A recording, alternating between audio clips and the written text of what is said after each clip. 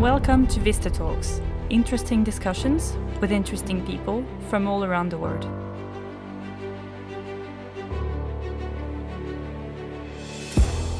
So, today we're joined by Unn Villius. Unn is the Chief Sales Officer at Vistatec, responsible for Vistatec's business development, with a localization career started back in Microsoft as a Swedish linguist. So I'm sure you're going to tell us all about that. Unn has held a number of positions in localizations and operations management, joined Vistatec back in 1997 and quickly moved into business development and was successful in opening our very first United States of America office for Vistatec. Back in the good old days then on, right? Indeed, back in the good old days. So, let me ask you the first question. Obviously, I mentioned you started as a Swedish linguist in Microsoft. So how did you get into the localization industry? How did you end up in Microsoft? Was this a childhood dream, or how did it work? Not really, no. So I had come to Ireland after my undergraduate degree, planned to stay here for 6 months, find a job to kind of tide me over, get fluent in English. That was the goal, because I was going to go back and do a PhD in economic history. Right. And the language requirements are quite strict, so that was why I was here. And then, lo and behold, I was here, I was Swedish, and Microsoft was starting to move languages over from Redmond, Washington, over to Ireland. Right. So they were basically starting up localization here, and they started, incidentally, with Dutch and Swedish. Wow. So I was here, and I was Swedish, and that was basically the only qualifications I had. I was not a linguist. I knew nothing about computers. Oh, really? Okay. Yeah. So they hired me. I stayed there for a year, and it was the best education you could ever have gotten. I mean, I was lucky. Where were they based in Ireland at the time? Were they in They were in Sandford. They were in Sandford, but then they moved into. They had a little space on top of the manufacturing floor. All right. Okay. And then when they grew out of that, they were building a new building, but they needed to give up the space. So we actually moved into Dawson Street for 6 months, and it was fabulous. Okay. In the middle of town suddenly. Perfect. Anyway, Yeah. you still have lunch in Stephen's Green. It was gorgeous summer. So as opposed to being out in the business park or the business campus. The windy. Well, back in '97, there probably wasn't a lot around that area for nothing. Yeah. I swear to God, nothing. Yeah. But they had a canteen, luckily. But that was the only way to get food. Yeah. There's a bus actually that went out there, but you had to trek for about 20 minutes. Well, Microsoft today is very different, because I know they have Xboxes in reception. They've got bean bags. They've got all fun things to do. But I'm sure in '97 when you joined, it was a bit different. Yeah, there wasn't. I remember this semi-pun in the reception who would always say, "Good afternoon, Microsoft." Very good, very good. But anyway, so that was the start of your career. That was the start, and the tempo back in those days was very different. So I worked for 6 months. I worked on, and I'm now going to reveal my age.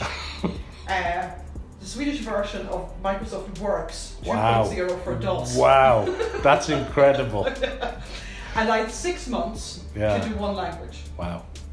That was it. But I mean, that really kind of allowed you to get into all the little, the details and bones of it, and it was a great way to kind of find your way around it. And actually, you had time to kind of deep dive into how does this work and how does that work, and do all of this stuff. But nobody probably has time for it. That was the beginning, really, of the whole software revolution, I suppose. The beginning of it, right? Yeah. Okay. Yeah. So then you're at the start of this language localization kind of linguistic career, right? And then did you go straight into Vistatec? Like how did that sort of change? No, and then so I stayed in Microsoft for a year. Yeah. It was a great way to learn, but it was also kind of Microsoft, and it was monolithic or whatever, and I kept thinking I'm going to go back and do this PhD, but I just want to do this other thing first. So I actually moved over to the vendor side in 1990, a company called ITP. Right. And we're out in Glass 2 at the time. Okay. Total startup. Okay. And I actually stayed with ITP more or less continuously up until 97. 97, okay. So you got a real taste for Dublin at that stage. Absolutely. Yeah? I mean, it was basically, it was meant to be 6 months, and 6 years later I was still here, and I was nowhere near that PhD at that point. It was probably firmly dead. And then I went over to the States I was in the States between 94 and 96, kind of on site with Lexmark. Okay. Kentucky, Okay. Which was another good way that was actually what got me interested in sales, because I started to see the kind of advisory role Yes. that you could play once you started talking and having conversations with all these different stakeholders in the customer company. And you were on site there with the clients, so yeah. a completely different learning cycle. Absolutely, yeah. It was really interesting. It was Okay. really interesting. And then I came back here and I stayed Okay. with the P for another year or so. And that's when I kind of ventured from product management into basically I was heading up the equivalent of our analysis department here. Then I was engineering manager. Then I was this and that and the other. You know. So, well, that brings me on to the next question. Yeah. So, when you started in Vistatec then, right? Yeah. And I know you've got many jobs in Vistatec, right?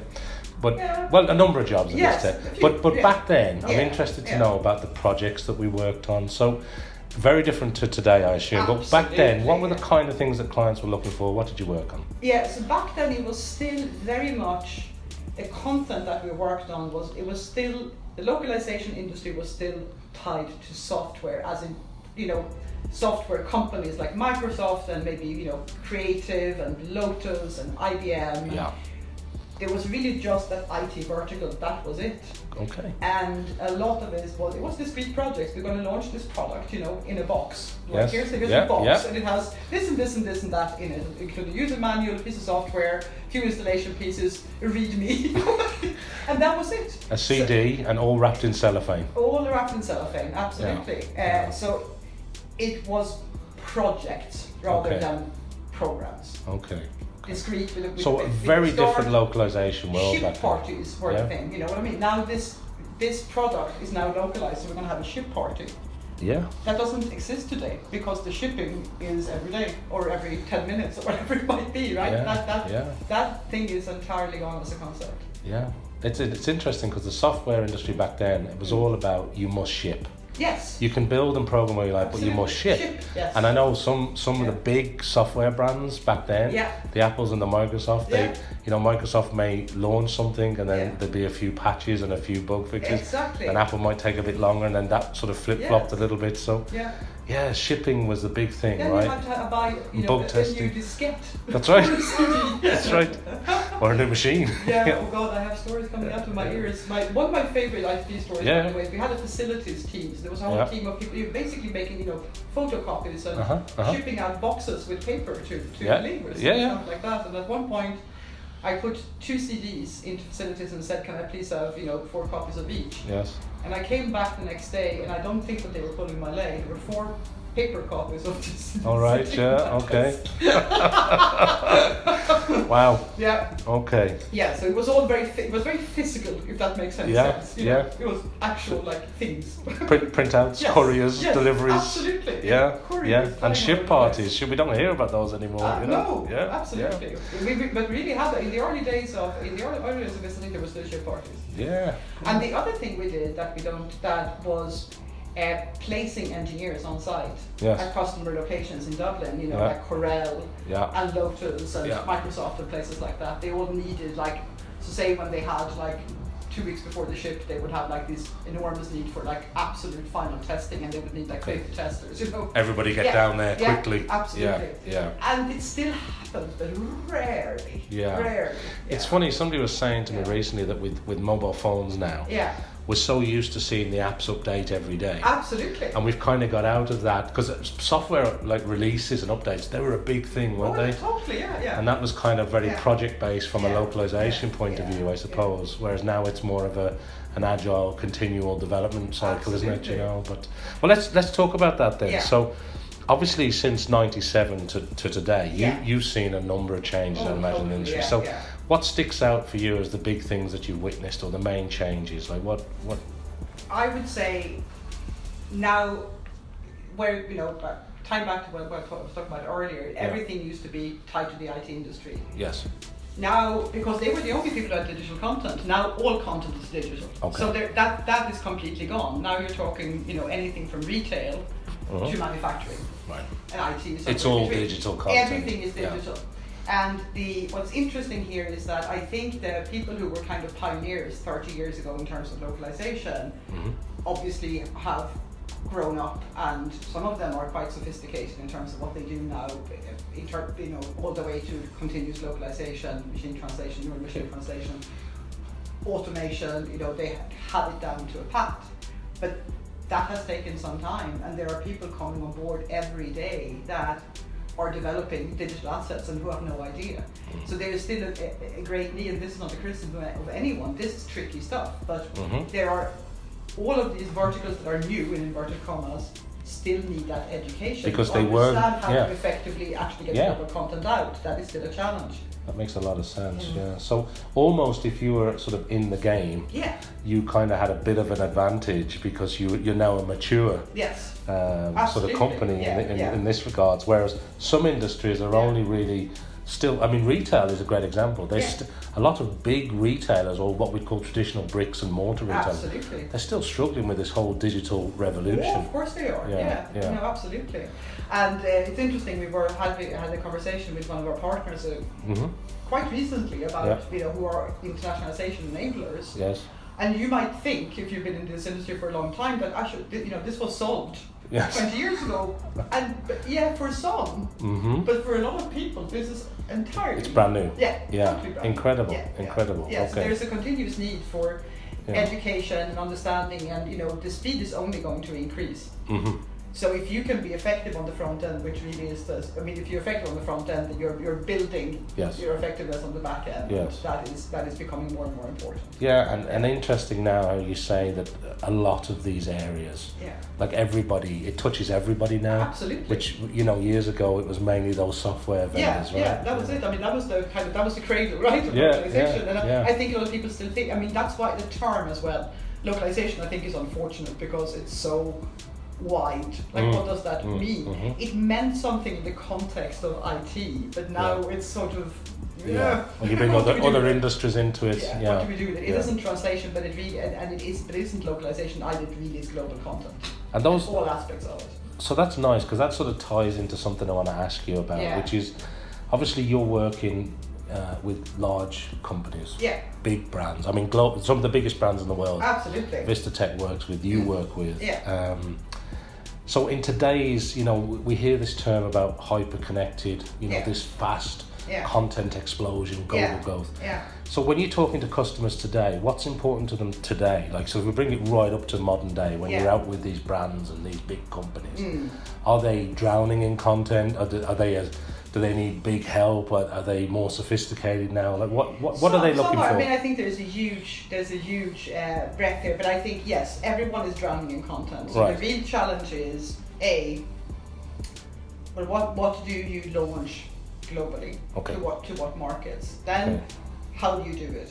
So what is important is speed. And volume the importance. So you will consider. These are the conversations that we have every day. When your use of documentation, machine translation with maybe even with like post editing is now a perfectly viable alternative, because this is not the next great American novel. This is utility stuff. Do this, do that, and press OK to continue. Right in the famous words, right? And on the other end, high level marketing, high level branded content. What's happening to our industry, I think, with the encouraging part of this for the localization industry is that this is good for us, because what's happening to us is that we are becoming more sophisticated. We are moving into this to the high level branded marketing content at a much more competitive, more competitive program, I should say, than you would have gotten maybe from Ogilvy or Saatchi, you know what I mean?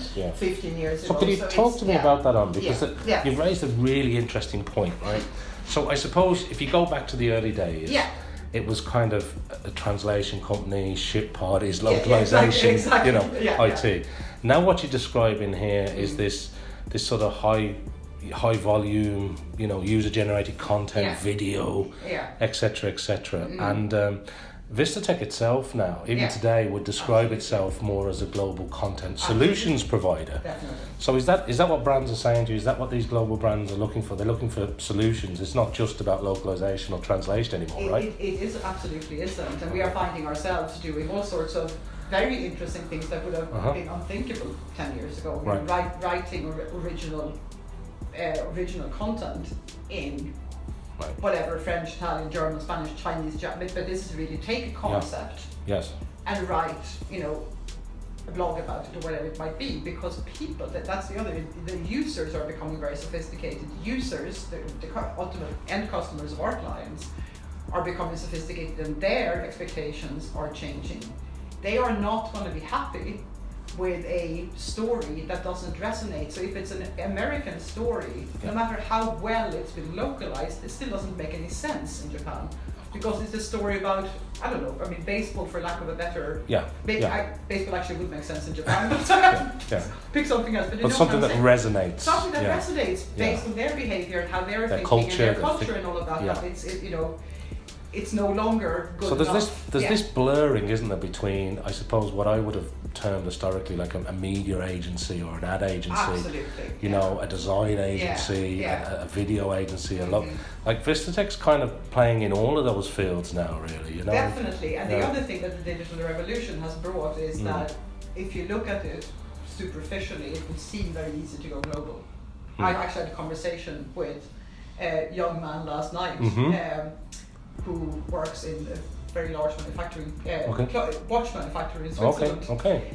But he was, I'm sure I shouldn't be quoted on this, yes. So no names here, but he was just saying, like, they are very insular in their thinking. They think because everything is now online, you can just, sure, we need to set up in Korea because I talked to a Korean guy and we have this market there.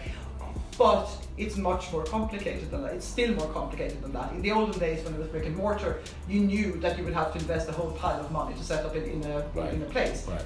Today, people might think, well, it's just about localize your content and it's all done. But of course, it isn't. You still have these challenges. You need to understand what the market is. You need to understand how you brand yourself, what are your channels. All of that stuff is still there. It just happens to be digital. So we have seen people doing this, people we worked with and who didn't do particularly well. So we are looking at ways that we can actually also help with this front end market research and help people actually set up where they should be set up, figure out where the right markets are, how to do it. Perfect, yeah. So really different. I mean, compared to where it was. I mean, this is a whole new world. Really. Yes, I mean, and these things will all have been discrete buckets 30 years ago. Marketing does X, either logistics does Y, and here's a translation piece that might fit in somewhere else. But they were very siloed, and now it's all one. Kind of coming together. Yeah. So let's move direction a little bit, and let's talk about your own role at Vistatec. Obviously, you're looking after this international sales division. Yes. That involves a lot of travel. You're doing international travel. You're doing a lot of domestic travel, I'm sure, in the throughout the United States. Can you tell us a bit more about your role, your position, what you like about it? What is it like for Unn? What do you do? I, as much as business travel is not that glamorous. I mean, I absolutely love going to these different events and meet with, the other peers in the industry and just talk to people. What are they doing? What are their challenges? What are they seeing coming on the horizon? And there is a lot of interesting stuff happening right now. So the minute you're in an environment with, anything from like 10 to 600 other people, there's going to be ideas, flowing at you from every corner of the room. So that is really interesting. I love, we have Local obviously is the biggest localization of the year. So we'll have a bit of a splash there with our VIP event. But women in localization that we are quite involved with as well in terms of sponsorship. They're having their 10th year anniversary party in October. Yeah. It's going to be massive. I think quite cool. We'll be there. Big celebration. Flying colours. Yeah. And of course, the Think Global forums. Vistatec's own sort of, So a lot of, I suppose, Taos and Lockworld and Gala and those kind of those industry-related events. That's right. And there is a gamut, obviously, from the very technical stuff from the Unicode conference that's on now, I think in mid-September in Santa Clara, as always, sort of through Taos to Lockworld, and then of course, what we do is also relevant for a lot of other events that we go to that might be TCOM in Germany or even Mobile World Congress in terms of just games conferences, in terms of just meeting our customers or prospective customers. Which is great from a I suppose a thought leadership perspective and from your own role. I'm very conscious that you 1 minute you could be at a huge global international event which is kind of external to the localization or the content business, but it's relevant because there are global brands, everybody's moving in the same direction with this content requirements. And this is the way you understand as well, where, again, verticals are useful in terms of a way to a way to stratify, how you meet the people and where you go. But you will see trends that are overarching everything that has to do with content as well. And seeing where the cutting edge is and where people are going is very important for us, obviously, to understand our customers, what their challenges are at the end of the day. Yeah. That's what our commitment is, to make sure that they can fulfill their own vision. Very good, very good. And you mentioned Think Global Forum. I know a lot of your team are involved in that. Absolutely. So you've more events coming up in the States. Yes, I think a lot of there's two coming up in Europe. Yeah, in the fall. There is right. travel in London. There is technology in Dublin at the end of November. That's right. You've life we have Lab sciences. Sciences in San Diego in September. Yeah. And technology in the US, and travel. Yeah. So there's an awful lot going on in terms of your own events, Vistatec events. Absolutely. Yeah. So let's talk a bit then. You touched on it. You're meeting these international companies when you're traveling, whether you're hosting your own event or whether it's an event that we're attending. Yeah. And a lot of the conversations at the events now, it's turned into things like the mobile device growth, absolutely, video. We hear the term snackable content. Yeah. And are you seeing that at a brand and a company level? Is this what's driving this complex environment, or do you have any views on that? It is. Certainly, video and audio is only going to become more and more important, and obviously the shorter the better. I'm not going to sit here and lament, the people's attention spans, but everyone is just getting busier and busier, and having the ability to capture somebody's, imagination for something that's less than 60 seconds. That's really powerful. Right. And you could cynically think that this is just like advertising by another name, but it is different, because it isn't. Advertising works in a different way in here. It might be somebody being passionate about a topic. Absolutely. And making it available to people. And I think that is very powerful, and the capturing of snackable content in that format is a big challenge. And some people are doing it really well, and some people are still struggling. But we are seeing it even with if I go back to the kind of the pair or the cradle of localization, some of the companies that we worked with back then, they are really getting it, and we are seeing it while we are creating some original content. Obviously, we are also still localizing video content. Yeah. And even I would say 3-4 years ago, those video pieces used to be at least, they could be 5, they could be 10, they could be 15 minutes. Yeah. And now they are rarely longer than 2. Right.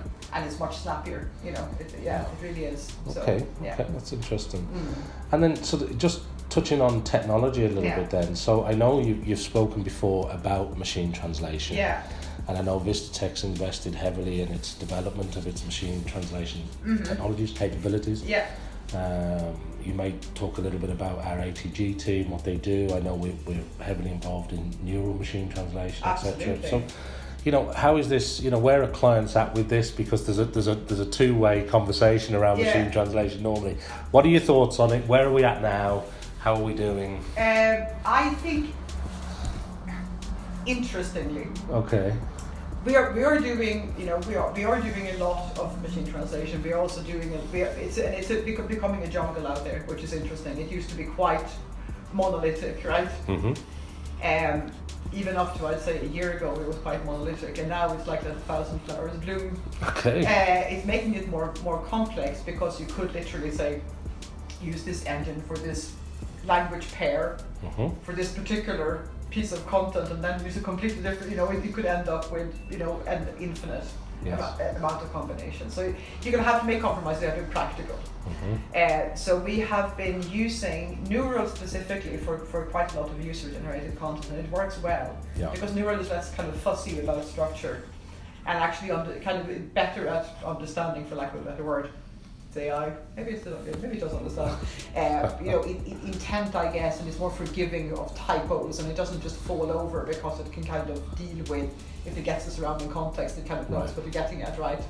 So it's interesting. We started doing that about 6 months ago in a trial as one of our biggest customers, and the first results were kind of, it's okay, right? We can live with this, we post that and it's grand, but it's actually improving really rapidly. So where the source, this is user generated, nothing is improving on the actual source material side, but the Yes. output of the machine translation is improving. It's significantly Yeah. improving, yeah. So this is super interesting. So it truly is the rise of It the really machines, is. the artificial No, intelligence. it's machine learning, and Yes. it's super cool. It really Yeah, is. yeah. And we are seeing that all over the place. I do think that is something that we can evangelize more about, because it is a fantastic solution to these huge dreams of content that would have cost customers millions to do years ago. And now, you know, you can also write less if you're smart, but really the cost of this part of localization has decreased significantly.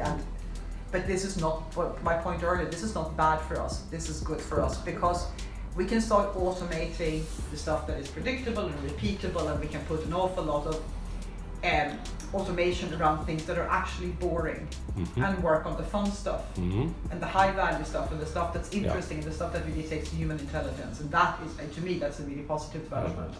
And also, of course, with Vistatec investing in this technology and developing technology as well. Absolutely, yes. I mean, that must be a real differentiator in the marketplace. Totally. So the way, and that is, you know, I think one of the things that make us really unique, our ability to connect this piece of technology to that piece of technology to another piece of technology. We don't build these big solutions ourselves, but we see how they can hang together, and we can build the pieces that bridge them together to a workable whole. Yes. Okay. Fantastic. So let's then ask you the last couple of questions on that I'm really interested in, because obviously, you know, back from the early days of the Swedish linguist to you've just been discussing neural machine translations. I mean, that's a journey in itself, isn't it? But let's talk about when you look forward. You mentioned the Think Global Forum. Yeah. You know, Vistatec is heavily invested in thought leadership and you know, helping to lead the industry to some degree. Yeah. When you think about the next 5 years, the next 10 years, the next 15 years, what are the kind of things that spring to mind to you? I'm just interested in how you think about where we're going in the direction of the industry and, you know, technology-wise. Tricky, you know, as I say. Yeah, it's hard, right? Crystal ball. Predictions are hard, especially about the future. For sure. But I do think that this trend will continue. But because AI is AI, I think that in a way is what it's now a reality. The sky could be the limit. One challenge that we have yet to figure out is, I think the localization, I think I might have said this to you before, the localization is a bit like, or global content like the universe, you know. We know about, and I don't know if I have my figures right, 20% of it is known. And there's all this other stuff out there that's kind of like dark matter. Yeah. Because content is still, in many large organizations, it sits in 50 different silos, and it really hasn't been centralized. So people are spending money and like blood and treasure on creating local content, and they don't even know that that's a line item in a budget somewhere. Right. So it's just it's part of, I don't know, it's part of finance, it's part of legal, it's part of marketing, it's part of something. Part of something, right? And some, technically, you know, if you have something like a product development team and if you have marketing, those people probably know that this is a significant cost that has a line item. But a lot of these other bits of the organization don't. Yeah. And excavating that and kind of putting it all into a whole, you know, and having the full picture, there is a lot of money and time to be saved that people could spend doing better things that are more productive. And so that is something, and I don't have the answer to how we solve this, but that I think is a big challenge. And it comes back to something that Vistatec often says around the fact that, you know, all content has value. Yes, absolutely. And sometimes that's not realised in certain pockets of certain companies. Absolutely. It all serves a particular purpose, right? Yeah. What is the outcome that you are looking for by having this content present in whatever content? And it could be, as I said, it could be anything from a contract to a blog post or a piece of snackable video, but it's all there for a reason. Absolutely. And capturing that and working with an organization like ours in a business process outsourced scenario that will really help organizations actually free up as that valuable time. Absolutely. And realise those assets. Absolutely. Yeah. Totally. No, that's very interesting. I think that in combination with what you're talking about earlier in terms of the way technology is changing. Absolutely. I mean, that's an exciting future, isn't it? I mean, Oh, and absolutely rapidly changing. And the more you can bring together, the more you can set up models that are predictable and repeatable, the more effective you can be, and the more you can actually spend your time where it really matters. That's fantastic news. Okay, so last question on. Yeah. Some great answers there. Let's talk about our business relationships. One of the things that springs to mind is that a lot of a number of Vistatec customers, actually quite a lot of them, have been with us for quite a number of years now, and we seem to manage long-term relationships really well. We grow partnerships. We're very close to our customers. But on the other side of that coin is, it's mind-blowing how many new big brands Vistatec are attracting. Yes, absolutely. So we kind of have the best of both worlds. So answering it honestly, why are companies choosing Vistatec? Why are those big guys sticking around with us for 10 or more years?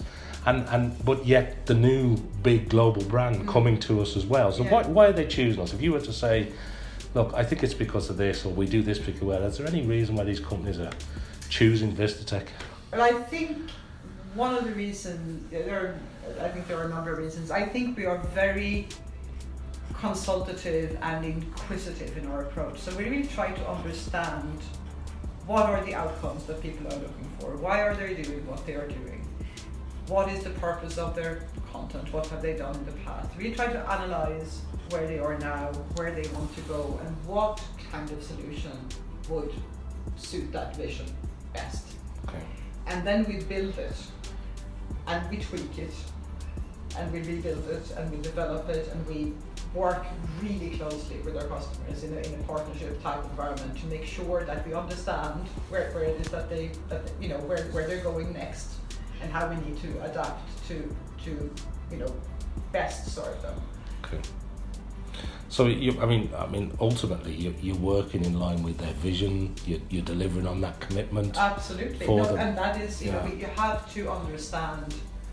We have to understand what the vision is in order to build an effective program, and that program creation is really what sets us apart, because we don't, as you mentioned earlier, we don't tie ourselves to any type of particular technology. Yeah. We look at what's best out there in the market, what serves this vision best. We tie it together. We set up a workable program. We make it highly effective, all the way from the tech solution to the business intelligence that comes out the other end, and how we report back to customers. There's a high level of customization there, isn't Absolutely. it? Yeah. Okay. Unn, it's been an absolute pleasure asking you those few questions. It's an interesting journey from the early days of Microsoft to one of the world's leading global content solutions providers, Vistatec. It's been a fantastic journey. Thank you for answering those questions, and thanks for your time. Thank you, Simon. The pleasure is all mine.